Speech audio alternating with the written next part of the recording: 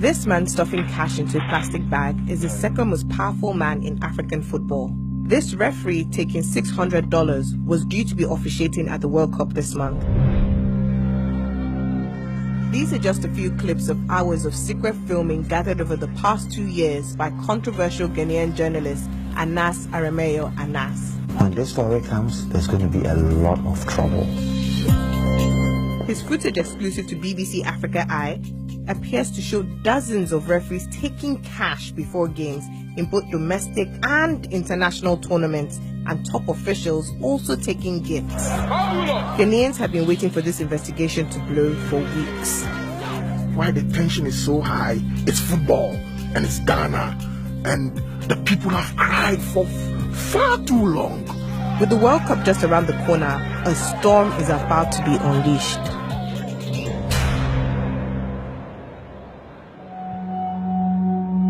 The scale of Anas's investigation is huge. Over 100 football officials and their bosses took cash from undercover reporters, and over 150 separate payments in total. These money transfers occurred before Ghanaian Premier League, Champions League, and major international games. Anas has never revealed his true identity. Some are very critical of his journalistic methods, in particular, the way he conducts his secret filming. What actually happens is that you are being entrapped into something that you have least idea about. And I think that it's really hurts people. Anas rejects the idea that his methods amount to enticement, saying those that took the money were not forced to do so. With football loved deeply across Ghana, many people have been rallying in support of his latest investigation, both on social media and over the radio waves. Football is a very beautiful game, and we're all looking forward to this video from Anas, and we just hope that it will clean our system. We think that things must change. Anas's secret filming includes explosive material surrounding the WAFU tournament in 2017, the largest international competition in the region. Referees took cash from Anas's men, who posed as Ghanaian fans before numerous games, including on one occasion just hours before a match between Ghana and Mali. Match official Ibrahima Jallo of Gambia was among those filmed. He took $500 and seemed to imply this kind of activity is common in the international game. The way we do it is happening everywhere in business. I told you in the morning, it's not a matter of bribery or the way I think trying to bribe me or try to bribe me. It's not that important. What is important there is the relationship. Jallo told the BBC he had never been given any money to fix a match. He denied wrongdoing. It's against the rules of FIFA and the Ghanaian Football Association for referees or officials involved with the game to take any cash gifts.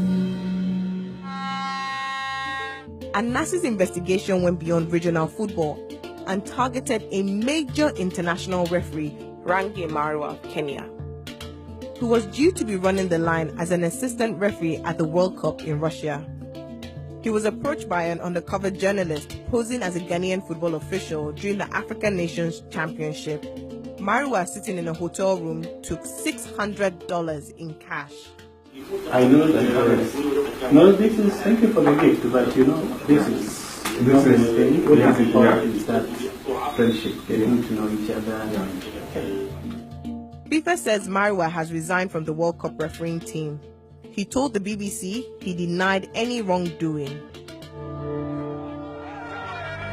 Ultimately, the hundreds of dollars given to referees was relatively small compared with what Anas's undercover team handed to the most important official they targeted, Kwesi Nyantakyi, the president of Ghanaian football and a major figure in football in Africa, took a gift of $65,000 from Anas's reporters, believing they were meeting to discuss the prospects of a sponsorship deal.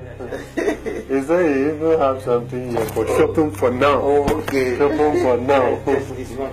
All right. Thank you very much. Thank you very much. Thank you very much.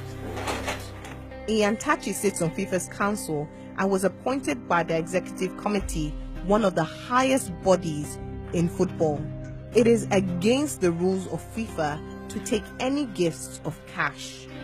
Iyantachi remains in his position as head of GFA and did not respond to a BBC request for comment. FIFA told the BBC they were investigating the allegations. They said it was a priority for FIFA to protect the integrity of its competitions.